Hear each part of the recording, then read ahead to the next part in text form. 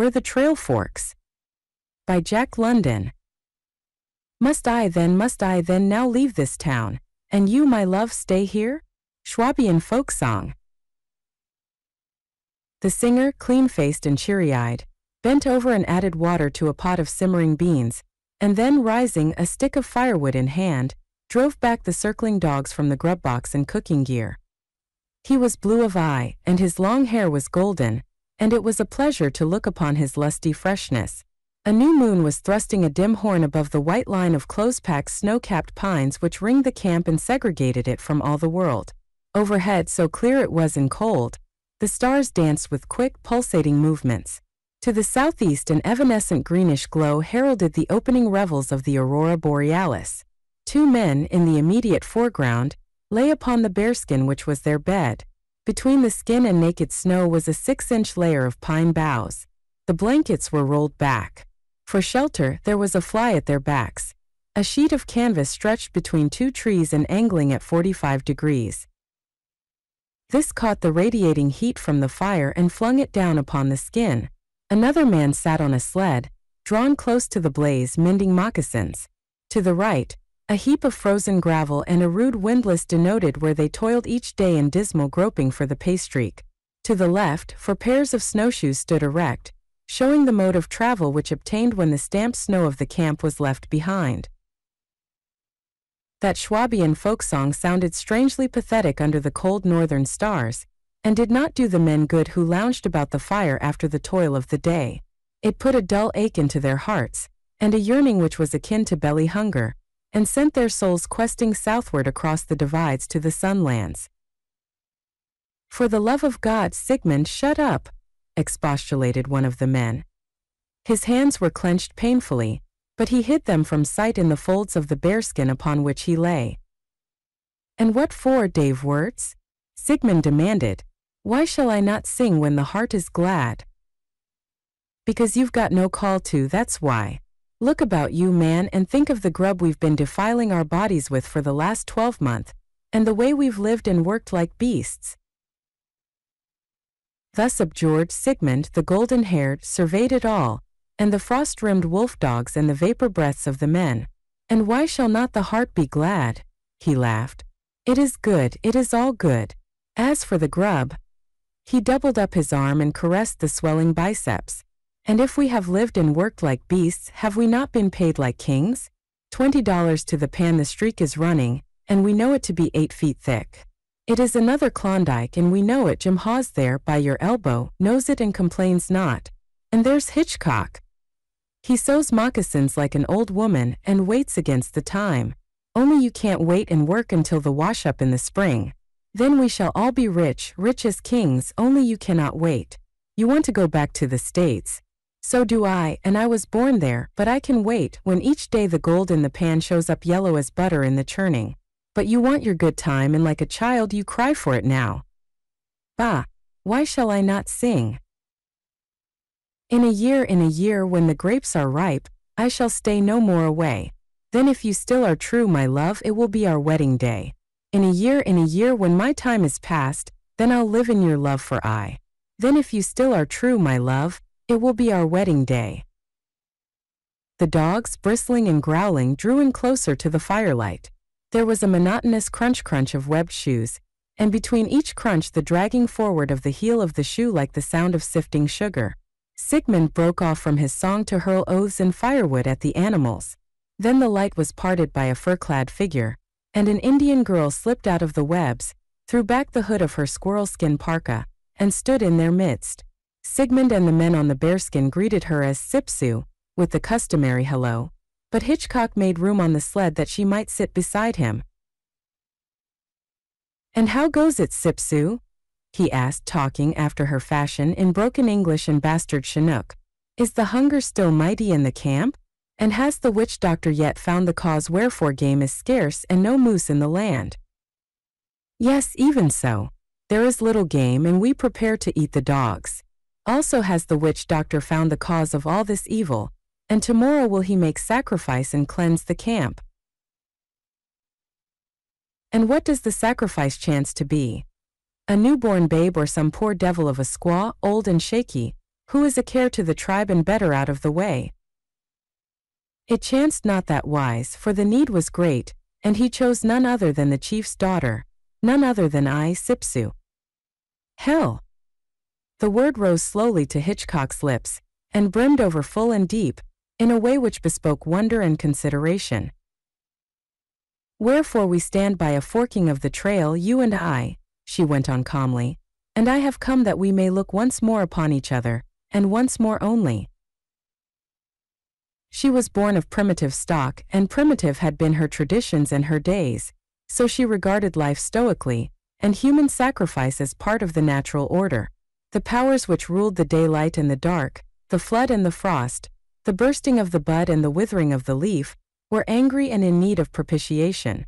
This they exacted in many ways: death in the bad water, through the treacherous ice crust, by the grip of the grizzly, or a wasting sickness which fell upon a man in his own lodge till he coughed, and the life of his lungs went out through his mouth and nostrils. Likewise did the powers receive sacrifice. It was all one, and the witch doctor was versed in the thoughts of the powers and chose unerringly. It was very natural. Death came by many ways, yet was it all one after all, a manifestation of the all-powerful and inscrutable. But Hitchcock came of a later world breed. His traditions were less concrete and without reverence, and he said, "Not so, Sipsu. You are young and yet in the full joy of life. The witch doctor is a fool, and his choice is evil. This thing shall not be." She smiled and answered, "Life is not kind, and for many reasons. First, it made of us twain the one white and the other red, which is bad. Then it crossed our trails, and now it parts them again, and we can do nothing. Once before, when the gods were angry, did your brothers come to the camp? They were 3 big men in white, and they said the thing shall not be. But they died quickly, and the thing was." Hitchcock nodded that he heard, half-turned, and lifted his voice. "Look here, you fellows. There's a lot of foolery going on over to the camp, and they're getting ready to murder Sipsu. What d'ye say?" Wirtz looked at Hawes, and Hawes looked back, but neither spoke. Sigmund dropped his head, and petted the shepherd dog between his knees. He had brought Shep in with him from the outside, and thought a great deal of the animal. In fact, a certain girl, who was much in his thoughts, and whose picture in the little locket on his breast often inspired him to sing, had given him the dog and her blessing when they kissed goodbye and he started on his Northland quest. "What d'ye say?" Hitchcock repeated.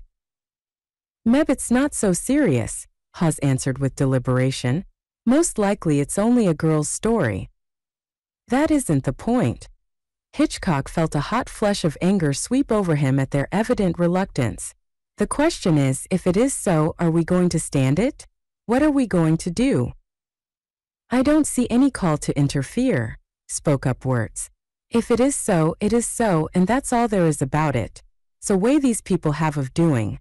It's their religion, and it's no concern of ours. Our concern is to get the dust and then get out of this God-forsaken land. 'T isn't fit for naught else but beasts? And what are these black devils but beasts? Besides, it'd be damn poor policy." "That's what I say," chimed in Hawes. "Here we are, 4 of us, 300 miles from the Yukon or a whiteface. And what can we do against 100 Indians? If we quarrel with them, we have to vamos. If we fight, we are wiped out. Further, we've struck pay, and by God, I, for one, am going to stick by it." "Ditto here," supplemented Wirtz. Hitchcock turned impatiently to Sigmund, who was softly singing. In a year, when the grapes are ripe, I shall stay no more away." "Well, it's this way, Hitchcock," he finally said. "I'm in the same boat with the rest. If 80 bucks have made up their mind to kill the girl, why, we can't help it. One rush and we'd be wiped off the landscape. And what good'd that be? They'd still have the girl. There's no use in going against the customs of a people except you're in force." "But we are in force," Hitchcock broke in. "For whites are a match for 100 times as many reds. And think of the girl." Sigmund stroked the dog meditatively. But I do think of the girl. And her eyes are blue like summer skies and laughing like summer seas, and her hair is yellow like mine, and braided in ropes the size of a big man's arms. She's waiting for me out there in a better land. And she's waited long, and now my pile's in sight, I'm not going to throw it away. And shamed I would be to look into the girl's blue eyes and remember the black ones of the girl whose blood was on my hands, Hitchcock sneered. For he was born to honor and championship, and to do the thing for the thing's sake, nor stop to weigh or measure. Sigmund shook his head. You can't make me mad, Hitchcock, nor do mad things because of your madness. It's a cold business proposition and a question of facts. I didn't come to this country for my health, and further, it's impossible for us to raise a hand. If it is so, it is too bad for the girl, that's all. It's a way of her people, and it just happens we're on the spot this one time. They've done the same for 1,000 years, and they're going to do it now, and they'll go on doing it for all time to come. Besides, they're not our kind. Nor's the girl. No, I take my stand with Wirtz and Hawes, and... But the dog snarled and drew in, and he broke off, listening to the crunch-crunch of many snowshoes. Indian after Indian stalked into the firelight, tall and grim, fur-clad and silent, their shadows dancing grotesquely on the snow. One, the witch doctor, spoke gutturally to Sipsu. His face was daubed with savage paint blotches, and over his shoulders was drawn a wolfskin, the gleaming teeth and cruel snout surmounting his head. No other word was spoken. The prospectors held the peace. Sipsu arose and slipped into her snowshoes. Goodbye, oh my man, she said to Hitchcock. But the man who had sat beside her on the sled gave no sign, nor lifted his head as they filed away into the white forest. Unlike many men, his faculty of adaptation, while large, had never suggested the expediency of an alliance with the women of the Northland. His broad cosmopolitanism had never impelled toward covenanting in marriage with the daughters of the soil. If it had, his philosophy of life would not have stood between. But it simply had not. Sipsu. He had pleasured in campfire chats with her, not as a man who knew himself to be man and she woman, but as a man might with a child, and as a man of his make certainly would if for no other reason than to vary the tedium of a bleak existence. That was all. But there was a certain chivalric thrill of warm blood in him, despite his Yankee ancestry and New England upbringing, and he was so made that the commercial aspect of life often seemed meaningless and bore contradiction to his deeper impulses. So he sat silent with head bowed forward, an organic force greater than himself, as great as his race, at work within him. Wirtz and Hawes looked askance at him from time to time, a faint but perceptible trepidation in their manner. Sigmund also felt this. Hitchcock was strong, and his strength had been impressed upon them in the course of many an event in their precarious life. So they stood in a certain definite awe and curiosity as to what his conduct would be when he moved to action. But his silence was long and the fire nigh out, when Wirtz stretched his arms and yawned, and thought he'd go to bed. Then Hitchcock stood up his full height. May God damn your souls to the deepest hells, you chicken-hearted cowards. I'm done with you. He said it calmly enough, but his strength spoke in every syllable, and every intonation was advertisement of intention. Come on, he continued. Whack up, and in whatever way suits you best. I own a quarter interest in the claims. Our contracts show that. There are 25 or 30 ounces in the sack from the test pans. Fetch out the scales. We'll divide that now. And you, Sigmund, measure me my quarter share of the grub and set it apart. 4 of the dogs are mine and I want 4 more. I'll trade you my share in the camp outfit and mining gear for the dogs. And I'll throw in my 6 or 7 ounces and the spare 45 to 90 with the ammunition. What do you say? The 3 men drew apart and conferred. When they returned, Sigmund acted as spokesman. We'll whack up fair with you, Hitchcock. In everything you'll get your quarter share, neither more nor less. And you can take it or leave it. But we want the dogs as bad as you do, so you get 4 and that's all. If you don't want to take your share of the outfit and gear, why, that's your lookout. If you want it, you can have it. If you don't, leave it. The letter of the law, Hitchcock sneered. But go ahead. I'm willing. And hurry up. I can't get out of this camp and away from its vermin any too quick." The division was effected without further comment. He lashed his meager belongings upon one of the sleds, rounded in his 4 dogs, and harnessed up. His portion of outfit and gear he did not touch, though he threw onto the sled 6 dog harnesses and challenged them with his eyes to interfere. But they shrugged their shoulders and watched him disappear in the forest. A man crawled upon his belly through the snow. On every hand loomed the moosehide lodges of the camp. Here and there a miserable dog howled or snarled abuse upon his neighbor. Once one of them approached the creeping man, but the man became motionless. The dog came closer and sniffed and came yet closer, till its nose touched the strange object which had not been there when darkness fell. Then Hitchcock, for it was Hitchcock, upreared suddenly, shooting an unmittened hand out to the brute's shaggy throat, and the dog knew its death in that clutch, and when the man moved on, was left broken-necked under the stars. In this manner Hitchcock made the chief's lodge. For long he lay in the snow without, listening to the voices of the occupants and striving to locate Sipsu. Evidently there were many in the tent, and from the sounds they were in high excitement. At last he heard the girl's voice, and crawled around so that only the moosehide divided them. Then burrowing in the snow, he slowly wormed his head and shoulders underneath. When the warm inner air smote his face, he stopped and waited, his legs and the greater part of his body still on the outside. He could see nothing, nor did he dare lift his head. On one side of him was a skin bale. He could smell it, though he carefully felt to be certain. On the other side his face barely touched a furry garment which he knew clothed a body. This must be Sipsu.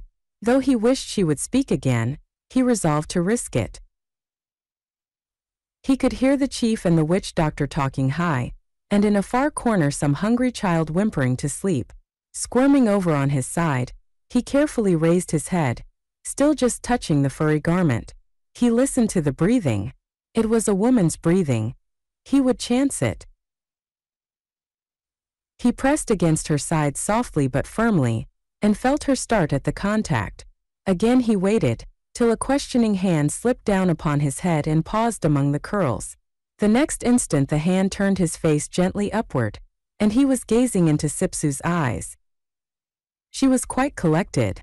Changing her position casually, she threw an elbow well over on the skin bale, rested her body upon it, and arranged her parka. In this way he was completely concealed. Then, and still most casually, she reclined across him, so that he could breathe between her arm and breast, and when she lowered her head her ear pressed lightly against his lips. "When the time suits, go thou," he whispered. Out of the lodge and across the snow, down the wind to the bunch of jackpine in the curve of the creek. "There wilt thou find my dogs and my sled, packed for the trail. This night we go down to the Yukon, and since we go fast, lay thou hands upon what dogs come nigh thee, by the scruff of the neck, and drag them to the sled in the curve of the creek." Sipsu shook her head in dissent, but her eyes glistened with gladness, and she was proud that this man had shown toward her such favor. But she, like the women of all her race, was born to obey the will masculine, and when Hitchcock repeated, "Go," he did it with authority, and though she made no answer he knew that his will was law. "And never mind harness for the dogs," he added, preparing to go. "I shall wait, but waste no time. The day chaseth the night alway, nor does it linger for man's pleasure." Half an hour later, stamping his feet and swinging his arms by the sled, he saw her coming, a surly dog in either hand. At the approach of these his own animals waxed truculent, and he favored them with the butt of his whip till they quieted. He had approached the camp up the wind, and sound was the thing to be most feared in making his presence known. "Put them into the sled," he ordered when she had got the harness on the 2 dogs. "I want my leaders to the fore." But when she had done this, the displaced animals pitched upon the aliens.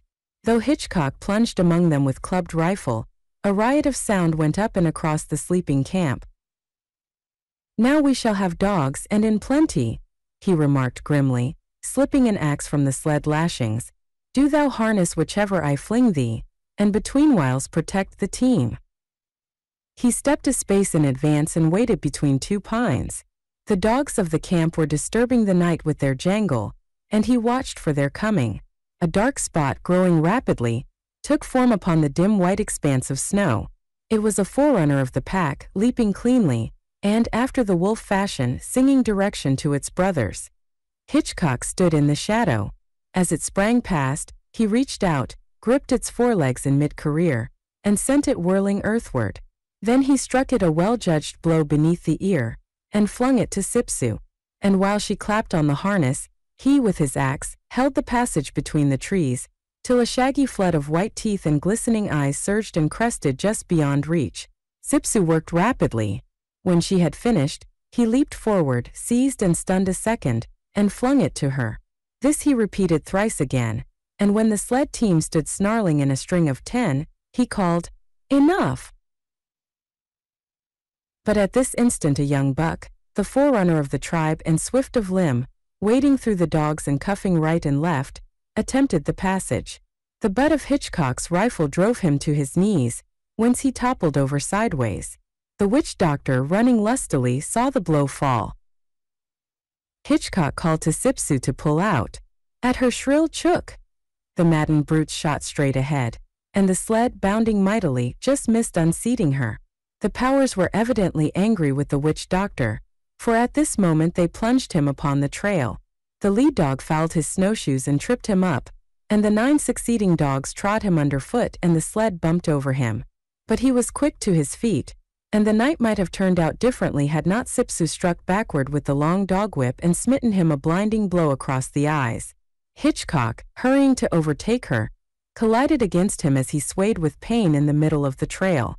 Thus it was, when this primitive theologian got back to the chief's lodge, that his wisdom had been increased in so far as concerns the efficacy of the white man's fist. So, when he orated then and there in the council, he was wroth against all white men.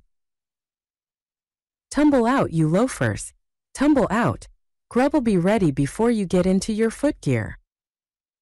Dave Wirtz threw off the bearskin, sat up and yawned. Hawes stretched, discovered a lame muscle in his arm, and rubbed it sleepily.